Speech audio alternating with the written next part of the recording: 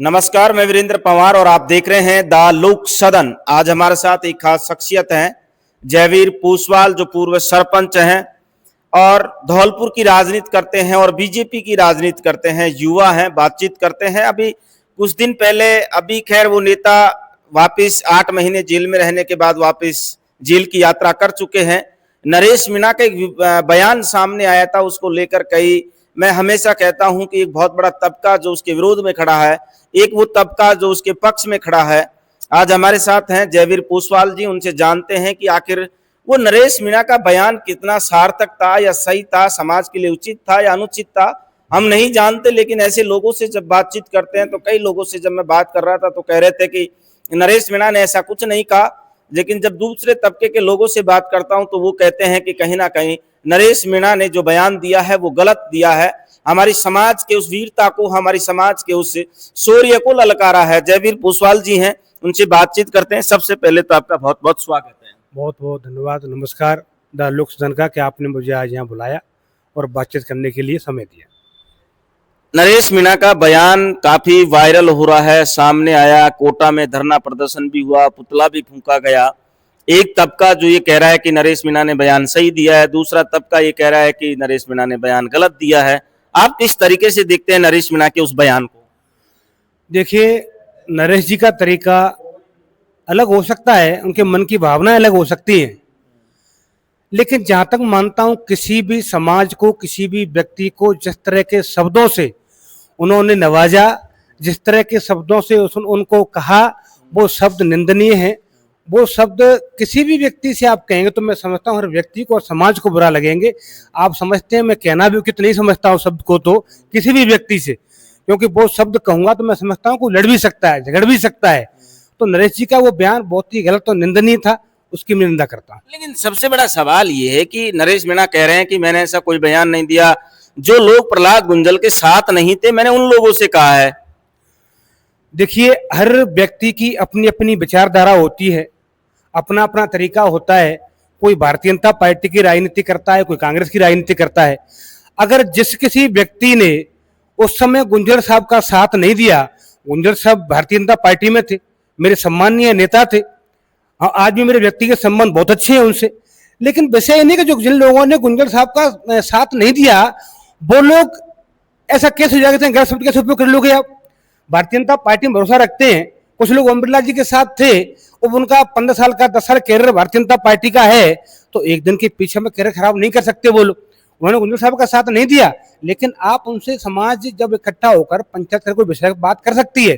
लेकिन मैं जाके किसी मीणा समाज के सम्मेलन में, कार्यक्रम में जाकर मीणा समाज के लोगों को और नामर्द कहूं, ये अच्छी बात हो? आप बताए अच्छी बात है क्या है? तो मैं नहीं समझता कि ये उन लोगों की गलती थी।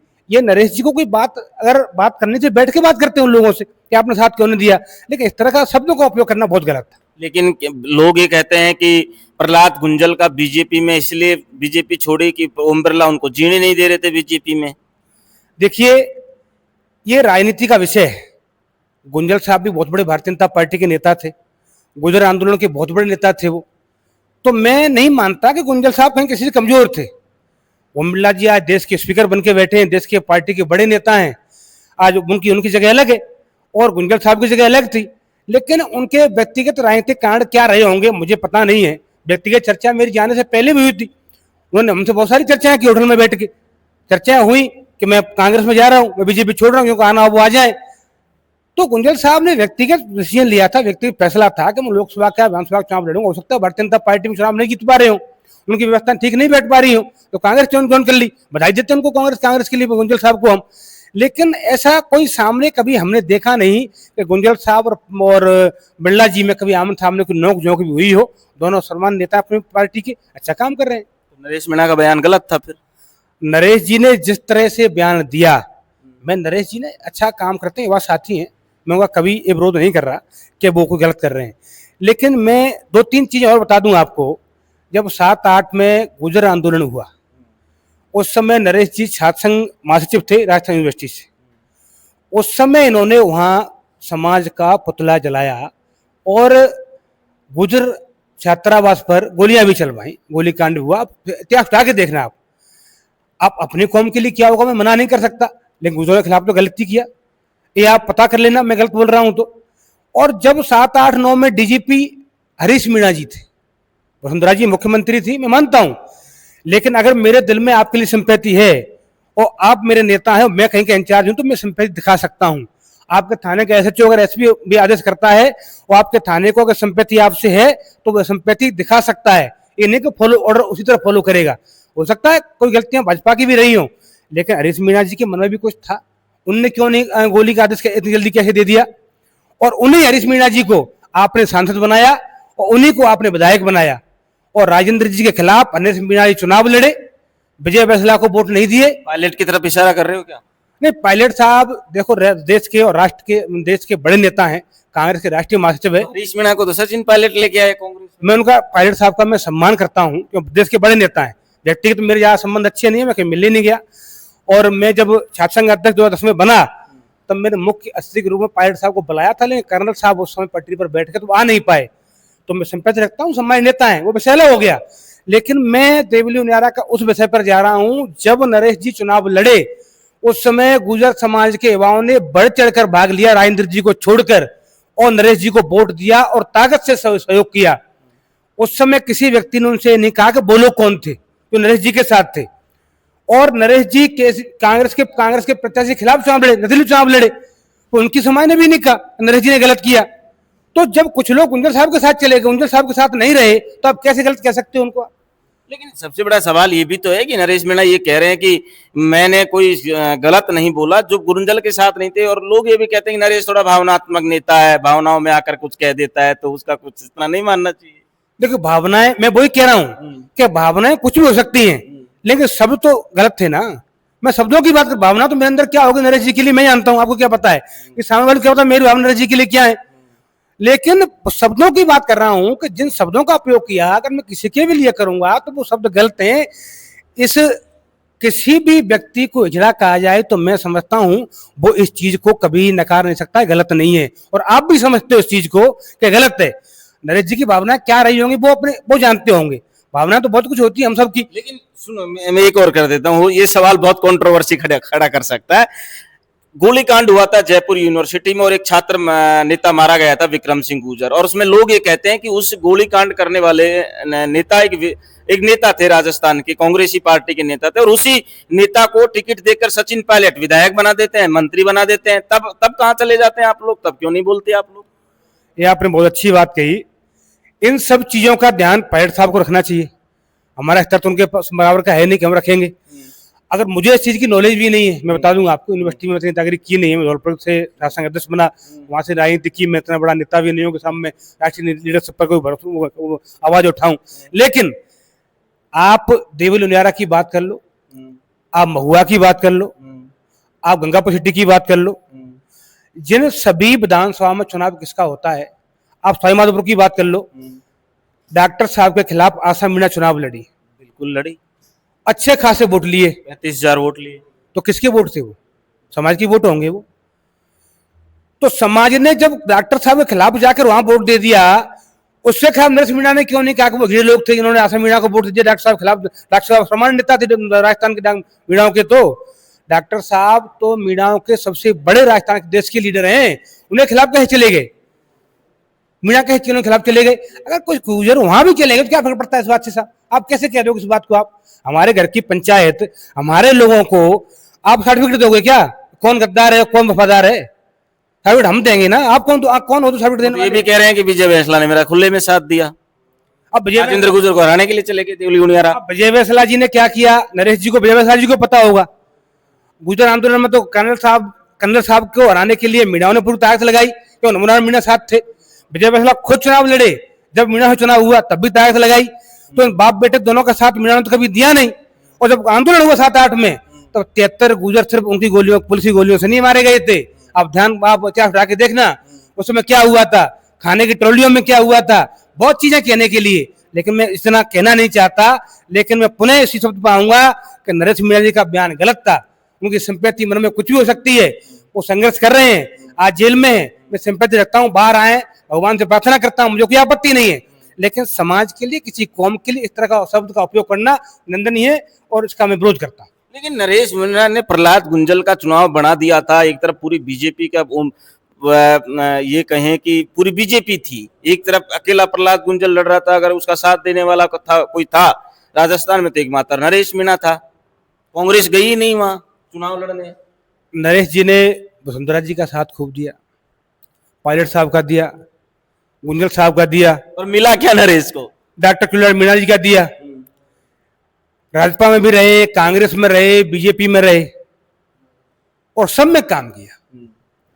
लेकिन इसी सवाल को मैं आपसे कर सकता हूं कि इतनी मेहनत के बाद उनको आज तक फल क्यों नहीं मिला? ये कुछ या तो गलती मेरे अंदर है या पार्टियों को में खोट है।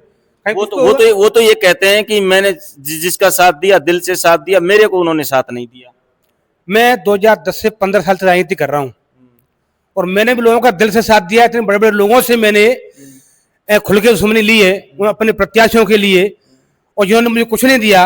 शासन अध्यक्ष अपने दम से बना, मेरे मित्रों के सहयोग से बना, मेरे परिवार के सहयोग से बना, और मैं सरपंच बना तो अपनी ताकत से बना, और भारतीय जनता पार्टी में काम कर रहा हूं तो अपने तरीके से कर रहा हूं।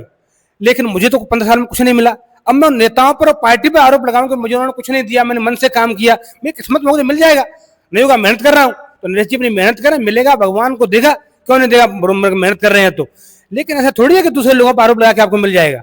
लेकिन अब एक सवाल और कर लेते हैं, आप किस विधानसभा से तैयारी कर रहे हैं 28? देखो, मैंने कोई विधानसभा तय नहीं की। मैं टिकट पहले रायखेड़ा से मांगा, बाड़ी से भी मांगा। पार्टी की कुछ आपस की बातें रही होंगी, पार्टी को दिक्कतें आई होंगी और टिकट नहीं मिला, तो मैंने किसी को आरोप नहीं लगाया। मैं मेहनत कर रहा हूँ, मेरी किस्मत में मौका तो मिल जाएगा। और जब बाड़ी विधानसभा की बात कर लेता हूँ आपसे, वहाँ बहुजन समाज पार्टी के नेता मेरे समाज के थे और वहाँ से टिकट भारतीय जनता पार्टी ने गिरिराज सिंह मलंगा जी को दिया और मैंने पार्टी का सहयोग किया। लोगों ने मुझ पर आरोप लगाए, लोगों ने पर मेरे पर भी आरोप लगाए कि आपने गुजरात समाज का साथ नहीं दिया, आप पार्टी का साथ दिया। लेकिन जब समाज की बात आई, जब धौलपुर में समाज की बात आई, 2019 में कर्नल साहब ने मलाना डूंगर से आंदोलन चालू किया और देवराज जी के फोन पर फोन करके मुझसे बात की कि जयवीर, मुझे सुबह धौलपुर में आंदोलन चाहिए आरक्षण का।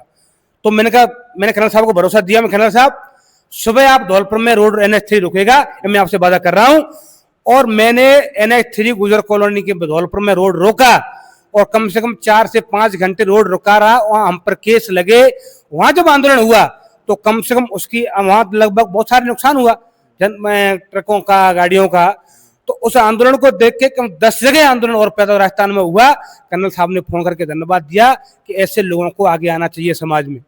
जब मेरे यहाँ एक बमनौली गांव है, उसके वहां के व्यक्ति को पुलिस के चक्कर में ट्रॉली से दब के मर गया, पुलिस ने मार दिया। वहां में गया तो लोग ऐसे खड़े के गुजरानों को अन्याय कर दिया है। मैंने वहां खड़ा होकर विरोध किया और 302 का मुकदमा पुलिस के खिलाफ दर्ज कराकर उसको न्याय दिलाने का काम किया। अब एक सवाल और याद आ गया मेरे, आपने आरक्षण आंदोलन की बात की, कर्नल साहब की बात की, क्योंकि कर्नल कोई व्यक्ति नहीं थे, वो विचार थे। उन्होंने वो विचार कई वर्षों तक संघर्ष करके खड़ा किया। लेकिन उनके बेटे ने फिलूपुरा में बड़ा महापंचायत की, पूरा गुजर समाज एक विश्वास, आस और एक उम्मीद लेके गया था कि काश अब लास्ट है कि कोई तो फैसला होगा। लेकिन अब वो 60 दिन भी पूरे होते, 8 अगस्त को लगभग पूरे हो जाएंगे, अभी तक कोई निर्णय नहीं निकल के आया। जयवीर पोसवाल क्या कहते हैं उस पे? देखिए, मुझे भी सूचना थी,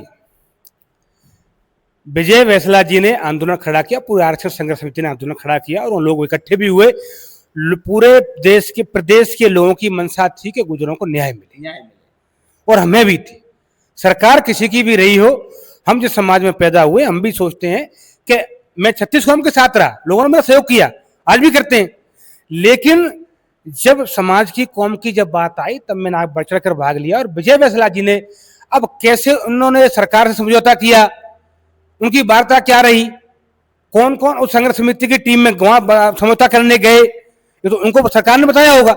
लेकिन मैं मानता हूं कि लगभग मेरे हिसाब से विजय वैसला जी ने अभी फेसबुक पोस्ट की है आजकल में ही, और वो फर्स्ट इंडिया पे चल रहा था कि 2 महीने के में लगभग 55-56 दिन हो गए हैं, अभी सारी चीजें क्लियर नहीं हुई हैं। तो विजय वैसला जी, आपको इतनी जल्दी करने की क्या जरूरत थी कि समाज के सब लोगों को समझाकर बिठाकर फैसला लिया जाता। मैं समझता हूं कि राजस्थान के मुख्यमंत्री गंभीर हो सकते हैं, गृह मंत्री जवाहर सिंह बिडम जी गंभीर हो सकते हैं। उन्होंने जब ये विजय वैसला जी ने आरक्षण आंदोलन खड़ा किया, उस समय, उससे पहले जवाहर सिंह बिडम जी गृह मंत्री जी ने उनको आमंत्रित किया कि आइए और आप सरकार से बैठ के बात करिए। और सरकार की तरफ से मैं बात करने आ रहा हूं और वहां पहुंचे, लेकिन विजय वैसला जी ने उनको भरोसा दिया कि आ रहा हूं, उसके कहने के बाद नहीं पहुंचे। तो विजय वैसला खुद की क्या मनसा थी मुझे नहीं पता, और विजय वैसला जी समझौता किस कमरे में करके आए, कहां करके आए मुझे भी नहीं पता। एक जिला कलेक्टर के लेटर पर पहली बार समझौता मैंने देखा है जब से मैं जुड़ा हूं आरक्षण आंदोलन से, तो मैंने तो पहली बार देखा है कि सरकार का कोई जनप्रतिनिधि वहां बीच में नहीं आया और वहां समझौता हो गया, लेटर आ गया, अब 60 दिन पूरे हो गए। अब विजय वैसला जी कराइए इन कामों को, सरकार तैयार थी, सरकार से आप कहिए अगर सरकार के देते क्यों नहीं है, समस्या तो ये विजय वैसला जी। नहीं सरकार, या फिर से टिकट चाहिए क्या उनको? देखो टिकट सभी जिन लोगों ने समाज की राजनीति की वो पहले कहते कि हमें कोई टिकट नहीं चाहिए, लेकिन मैं समझता हूं लास्ट में सब आके टिकट पर रुकता है। विधायक बनना है, सांसद बनना है, सबको बनना है, और कर्नल साहब से बड़ा कोई समाज का मसीहा हो नहीं सकता, कोई कुछ भी कर ले, और उन्होंने जो दिया वो कोई दे नहीं सकता। लेकिन अब जिसका जवाब आपने मुझे पूछा है, मैं समझता हूं मुझसे बेहतर तरीके से विजय वैसला ही दे सकते हैं, क्योंकि उनका समझौता हुआ है। अगर प्रदेश के हर जिले से 2-2 लोग बुला के कमेटी बना के समझौता करते, मैं समझता हम लोग हो सकते थे उसमें जवाब देते। अब जब हमें एबीसीडी पता ही नहीं, अब जवाब क्या देंगे, हम तो विजय वैसला से उम्मीद करते हैं कि सरकार से बात करिए आप। अगर मान लीजिए, मैं एक सवाल और अंतिम कर लेता हूं आपसे, मान लीजिए ये 60 दिन पूरे होते हैं, तो क्यों नहीं गुर्जर आरक्षण संघर्ष समिति ये गुर्जर फैसला क्यों नहीं ले लेती? आपकी समाज क्यों फैसला नहीं ले लेती? देखिए अब फैसला लिया जाए। देखिए समय जब नेतृत्व करता कहीं ना कहीं कमजोर होता है, तो समाज हो, गांव हो, परिवार उस नेतृत्व को बदलने की कोशिश करता है। नेतृत्व क्यों नहीं बदल दिया जाता कहीं ना कहीं? देखिए कर्नल साहब से लेकर और अब तक जब जब जिस गुर्जर ने समाज के आंदोलन की लड़ाई लड़ी है, आरक्षण की लड़ाई लड़ी है, मैं समझता हूं एक साथ खड़ा होकर साथ दिया है। कर्नल साहब ने कहा तब भी साथ लगे लोग, और विजय वैसला जी ने 8 दिन में इतने बड़ी संख्या में लोग इकट्ठे किए, तो वो ये नहीं था कि किसी कहने पर हुए, उनको ये मुद्दे के साथ लोग थे, लोगों को आरक्षण चाहिए, इस मुद्दे को हल करने के लिए लोग थे। अब लीडरशिप किस तरह टेबल पर जाकर हमारी फेल होती है, मैं समझता हूं उसका मेरे समझ में आज तक नहीं आया कि टेबल पर किस तरह वार्ता की जाती है, और समाज के लोग जो सरकार में बैठे हैं उनकी अनदेखी करके दूसरों पर भरोसा क्यों किया जाता है।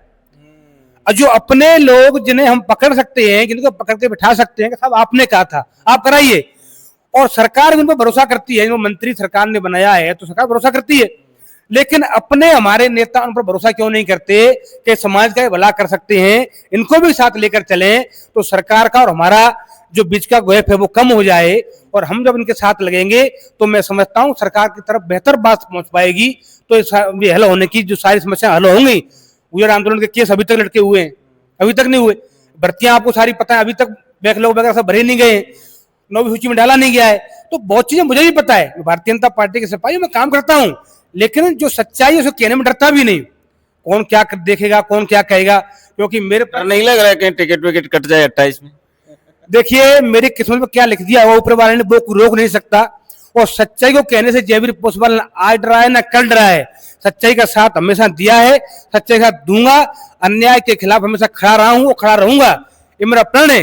पार्टी क्या करती है, पार्टी बेस पे बात करता हूं, पार्टी मुझे काम देती है, पूरी ईमानदारी से पार्टी काम करता हूं, पार्टी के साथ देता हूं, लेकिन जब कौम की बात आती है, अन्याय की बात आती है, अत्याचार की बात आती है, तब उनके साथ भी पूरी ईमानदारी से खड़ा होता हूं।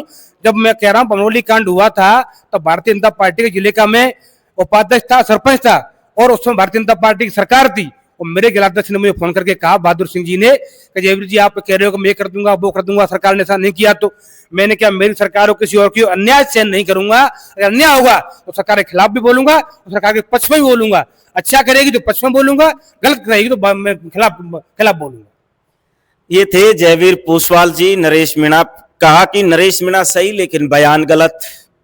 अब ये तो ये जाने जनता तय करेगी, जो व्यूवर्स हैं वो तय करेंगे कि जयवीर पोसवाल जी सही बोल रहे हैं, नरेश मीणा सही बोल रहे हैं। लेकिन सबसे बड़ा सवाल वहीं गुर्जर आरक्षण का जो टाइम दिया था 60 दिन का, वो भी पूरे होते आए। आखिर विजय वैसला क्या कर रहे हैं, समाज का नेतृत्व क्या कर रहा है, ये भी बड़ा सवाल है। नमस्कार, मैं वीरेंद्र पंवार, आप देख रहे हैं द लोक सदन दौसा से।